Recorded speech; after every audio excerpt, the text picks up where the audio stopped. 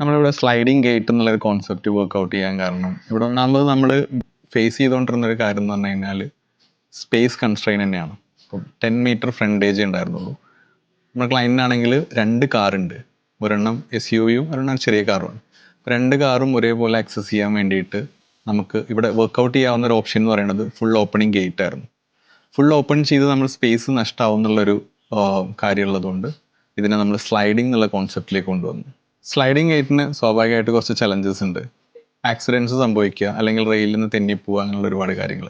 അപ്പം അത് റെഡ്യൂസ് ചെയ്യാനായിട്ട് നമ്മളിവിടെ ഉപയോഗിച്ചേക്കുന്ന സ്ലൈഡിംഗ് ഗേറ്റിൽ കുറച്ച് മെഷേഴ്സ് അതിന് വേണ്ടിയിട്ട് യൂസ് ചെയ്തിട്ടുണ്ട്. മെയിനായിട്ട് GIയുടെ ഇമ്പോർട്ടഡ് വീൽസാണ് ഇതിന് ഉപയോഗിച്ചേക്കുന്നത്.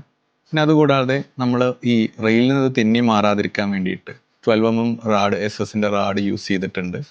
പിന്നെ ഓരോ സ്ലൈഡിങ് സെക്ഷൻസ് ആയിട്ടാണ് ഇതിന് കൊടുത്തേക്കുന്നത്. ഒരു ലോങ് സെക്ഷൻ അല്ലാണ്ട് ഒരു ഫോർ എക്സാമ്പിൾ ഒരു 75 സെൻറ്റിമീറ്ററിൻ്റെ ഒരു പീസ്, അങ്ങനെ പീസായിട്ട് കൊടുത്തുകൊണ്ട് തന്നെ ഇത് ഒരിക്കലും തെന്നി വീഴില്ല എന്നുള്ളൊരു അഷുറൻസ് ഉണ്ട്.